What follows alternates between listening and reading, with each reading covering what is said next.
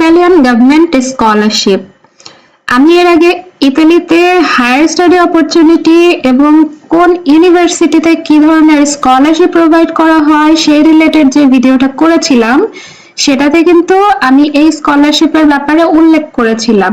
এছাড়াও আমার আরো কয়েকটা ভিডিওতেও ইতালির এই সরকারি স্কলারশিপের ব্যাপারটাতে আমি কথা বলেছি আর কথা দিয়েছিলাম যে স্কলারশিপের অ্যানাউন্সমেন্ট হয়ে গেলে, আবেদন শুরু হয়ে গেলে এই স্কলারশিপ নিয়ে সেপারেট একটা ভিডিও করব। তো সেই উদ্দেশ্যে আজকের এই ভিডিও।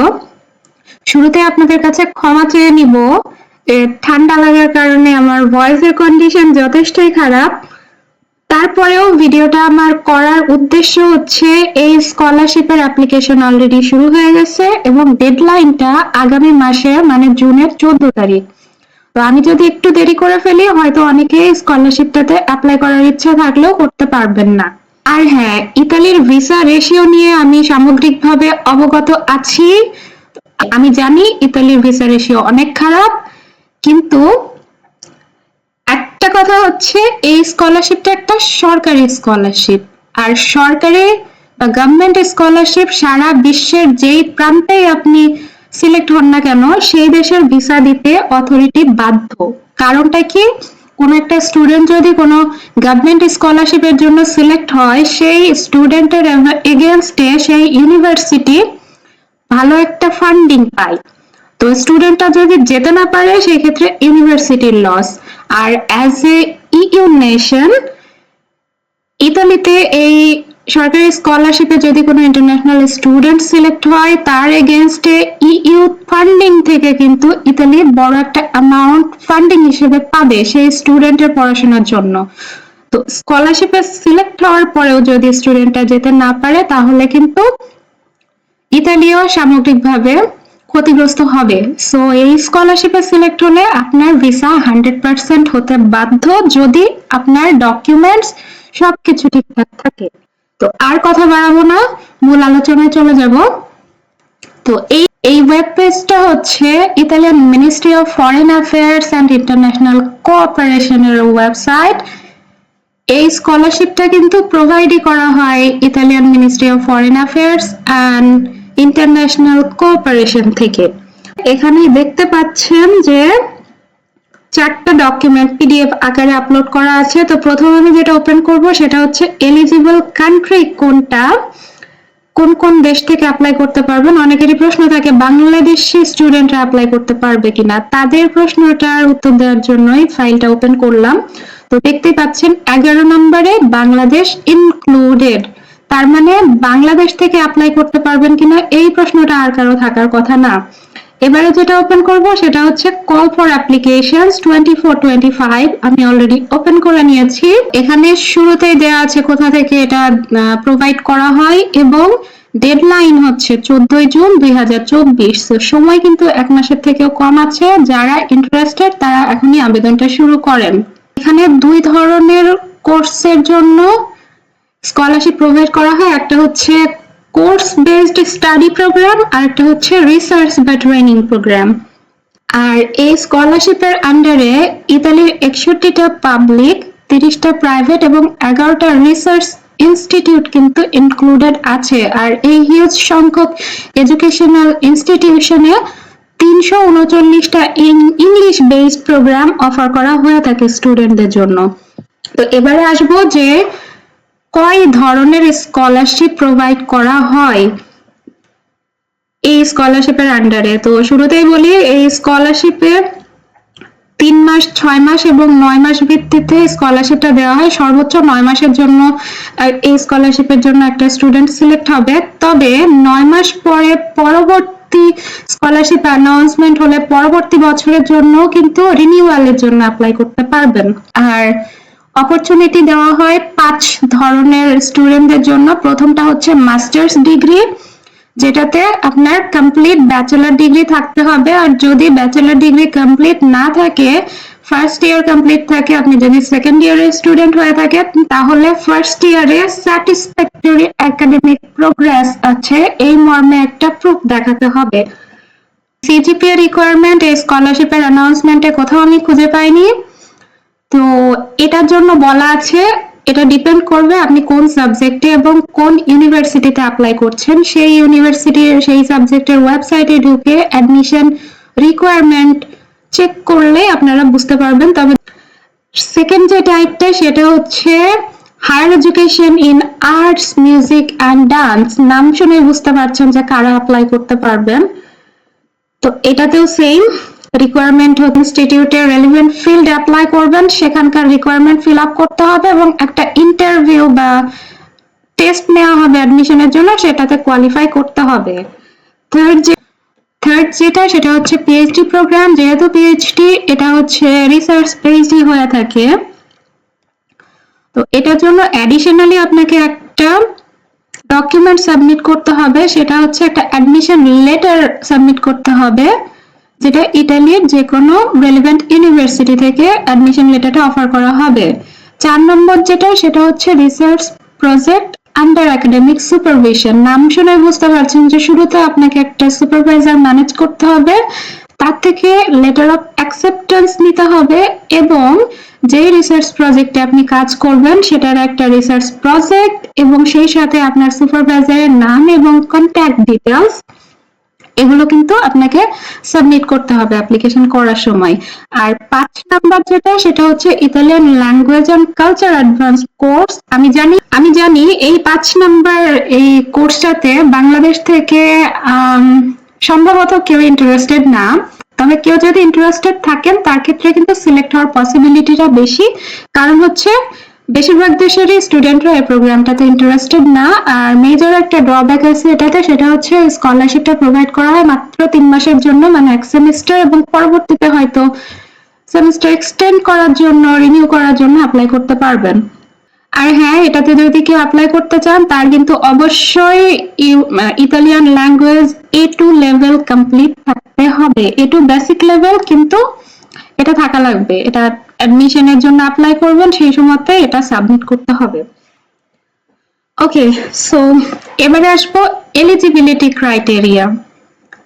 তো এখানে কিন্তু ফার্স্টে যেটা আছে আপনার ভ্যালিড পাসপোর্ট বা আইডেন্টিটি ডকুমেন্টস এর কথা বলেছে। সো পাসপোর্ট যদি নাও থাকে সেক্ষেত্রেও আপনি অ্যাপ্লাই করতে পারবেন আপনার ন্যাশনাল আইডেন্টিটি কার্ড দিয়ে।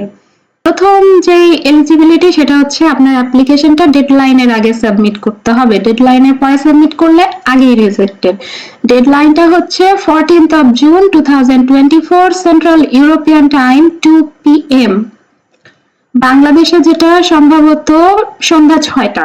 একাডেমিক কোয়ালিফিকেশন, যেটা আমি আগেও বলেছি যে কোয়ালিফিকেশনের ব্যাপারে সিজিপি এর ব্যাপারে কোনো কিছু উল্লেখ করা নেই।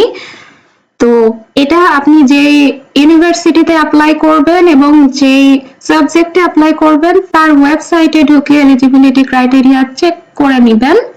এটা university to university, course to course vary করবে। আর ডিটেলস ইনফরমেশনের জন্য এখানে কিন্তু ওয়েবসাইট অ্যাড করা আছে, আপনারা এই ওয়েবসাইটে ঢুকে সব ইনফরমেশন ম্যানেজ করতে পারবেন। সেকেন্ড যে রিকোয়ারমেন্টটা এটা উল্লেখ করা আছে সেটা হচ্ছে এজ রিকোয়ারমেন্ট।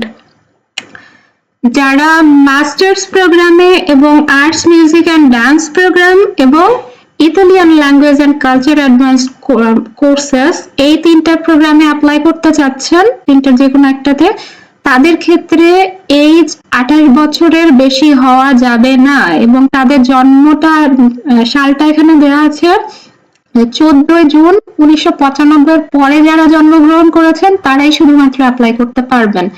আর যারা রিনিউয়ালের জন্য অ্যাপ্লাই করবেন, মানে গত বছরে সিলেক্ট হয়েছিলেন 9 মাসের জন্য, এই বছরে আবার রিনিউয়ালের জন্য অ্যাপ্লাই করবেন, তাদের ক্ষেত্রে এজটা রেস্ট্রিক্টেড না। পিএইচডি ক্যান্ডিডেটদের ক্ষেত্রে এই এজটা 30 বছরের বেশি ক্রস করা যাবে না এবং রিসার্চ প্রজেক্টের ক্ষেত্রে 40 বছরের বেশি হওয়া যাবে না। ল্যাঙ্গুয়েজ প্রফিসিয়েন্সি এখানে ক্যাটাগরিতে ভাগ করেছে। যদি আপনি ইতালিয়ান টট কোনো কোর্সে ভর্তি হন সেক্ষেত্রে আপনাকে কোনো ইংলিশ প্রফিসিয়েন্সি দেখানো লাগছে না, তবে ইতালিয়ান ল্যাঙ্গুয়েজ প্রফিসিয়েন্সিটা B2 লেভেল হতে হবে। আর ইংলিশ বেসড প্রোগ্রামের ক্ষেত্রেও এটা IELTS স্কোর B2 রিকোয়ার্ড। আর এই IELTS স্কোর বা ইংলিশ প্রফিসিয়েন্সিটা ম্যান্ডেটরি না যদি আপনার ব্যাচেলর ডিগ্রিটা ইংলিশ মিডিয়ামে হয়ে থাকে, সেক্ষেত্রে আপনি MOI সার্টিফিকেট দিয়েও এই অ্যাপ্লিকেশনটা করতে পারবেন। PhD এবং রিসার্চ প্রজেক্টের ক্ষেত্রে no proof of language proficiency is required. এটা কমপ্লিটলি ডিপেন্ড করবে আপনার সুপারভাইজারের অ্যাকসেপ্টেন্সের উপরে। এটা প্রতিটা সাইকেলের পরে আপনি রিনিউয়ালের জন্য অ্যাপ্লাই করতে পারবেন। মানে গত বছরে যারা স্কলারশিপে সিলেক্ট হয়েছেন তারা এই বছরে আবার এক্সটেন্ড করার জন্য অ্যাপ্লাই করতে পারবেন, কিন্তু তাদের একটা শর্ত দেওয়া আছে, তাদেরকে 15 ক্রেডিট কমপ্লিট আছে এইটা দেখাইতে হবে। আর যারা PhD প্রোগ্রামে আছেন তাদের সুপারভাইজারের থেকে একটা ইভালুয়েশন লেটার সাবমিট করতে হবে, যেটাতে পজিটিভ ইভালুয়েশন থাকতে হবে। লাস্টলি এই স্কলারশিপে কি কি বেনিফিট পাচ্ছেন সেটা আমি বলে দেই। যেহেতু এটা গভর্নমেন্ট স্কলারশিপ, এটা ফুললি ফাইন্যান্সড একটা স্কলারশিপ, আপনাকে কোনো টিউশন ফিস প্রোভাইড করতে হবে না। আপনার হেলথ এবং মেডিকেল ইন্স্যুরেন্স এইটাও বিয়ার করবে স্কলারশিপ অথরিটি থেকে। এবং লাস্টলি আপনি মোট 9,000 ইউরোর মতো একটা অ্যামাউন্ট পাবেন, যেটা প্রতি 3 মাস অন্তর, মানে 3টা ইনস্টলমেন্টে আপনাকে সেপারেটলি দেওয়া হবে। সো 9,000 যদি 9 মাসের জন্য হয়, আপনি কিন্তু পার মান্থ 1,000 ইউরোর মতো পাচ্ছেন। এবারে আসবো অ্যাপ্লিকেশনটা কিভাবে করবেন। এই যে দেখতে পাচ্ছেন এখানে স্টাডি ইন ইতালির ওয়েবসাইট দেওয়া আছে। এই ওয়েবসাইটে ঢুকে অ্যাপ্লিকেশন প্রোফাইল ক্রিয়েট করে অ্যাপ্লিকেশন ফর্ম পূরণ করবেন এবং নেসেসারি ডকুমেন্টস গুলো সাবমিট করতে হবে। আমি আপনাদের সুবিধার জন্য বলে দিচ্ছি যে কি কি ডকুমেন্টস আপনাকে সাবমিট করতে হতে পারে অ্যাপ্লিকেশনের সময়। ফার্স্ট অফ অল আপনাকে একটা ফর্ম ফিল আপ করতে হবে অনলাইনে। সেকেন্ড, যেটা আপনার একাডেমিক অ্যাচিভমেন্ট মানে সার্টিফিকেট, ট্রান্সক্রিপ্ট এগুলো স্ক্যান করে আপলোড করতে হবে। সেই সাথে 1000 ওয়ার্ডের একটা মোটিভেশন লেটার। কিছু কিছু প্রোগ্রামের ক্ষেত্রে আপনার রিকমেন্ডেশন লেটার লাগতে পারে, মোটামুটি 2টার মতো। এন্ড অ্যাডিশনাল কিছু যদি আপনার অ্যাচিভমেন্ট থেকে থাকে সেগুলো অ্যাডিশনাল ডকুমেন্টস হিসেবে আপলোড করতে পারেন। আর সবথেকে ইম্পর্টেন্ট যেটা হচ্ছে সেটা হচ্ছে একটা ভালো সিভি। আর সিভিটা চেষ্টা করবেন ইউরোপাস ফরম্যাটে করে ইউরোপাস সিভিটা ইউজ করার। এই স্কলারশিপে আপনি সিলেক্ট হয়েছেন বা রিজেক্ট হয়েছেন, এরা যখন অ্যানাউন্স করবে শুধুমাত্র সিলেক্টেড ক্যান্ডিডেটদেরকেই ইমেলের মাধ্যমে জানানো হবে। কেউ যদি ইমেল না পান তাহলে ধরে নিতে হবে যে আপনি রিজেক্ট হয়ে গেছেন। রিজেক্টেড ক্যান্ডিডেটদের কোনোভাবে জানানো হবে না। আর ওয়েবসাইটে একটা লিস্ট দেওয়া হবে ফাইনালি সিলেক্টেড ক্যান্ডিডেটদের জন্য। সো লিস্টে নাম না থাকলেও কিন্তু আপনি রিজেক্টেড। আর সিলেকশন ক্রাইটেরিয়াটা আপনার ডিপেন্ড করবে হচ্ছে এন্ট্রি রিকোয়ারমেন্ট আপনি ফিল আপ করেছেন কিনা, আপনার মেরিট স্কোর এবং আপনার সিভি। তো এগুলোর মাধ্যমে কিন্তু আপনার র্যাঙ্কিং লিস্ট করে আপনার সাকসেসফুল ক্যান্ডিডেটদের নাম স্টাডি ইন ইতালি পোর্টালে আপলোড করা হবে এবং সিলেক্টেড ক্যান্ডিডেটদের ইমেলের মাধ্যমে জানানো হবে। ইতালিয়ান গভর্নমেন্ট স্কলারশিপের ব্যাপারে ডিটেলস আলোচনা আমি এখানে শেষ করছি। যারা যারা অ্যাপ্লাই করতে চান তারা দেরি না করে অ্যাপ্লিকেশনটা শুরু করে ফেলেন। তো বেস্ট অফ লাক যারা অ্যাপ্লাই করবেন। ভিডিও আজকের মতো এখানেই শেষ করব। আপনারা সবাই ভালো থাকবেন, সুস্থ থাকবেন। আল্লাহ হাফেজ।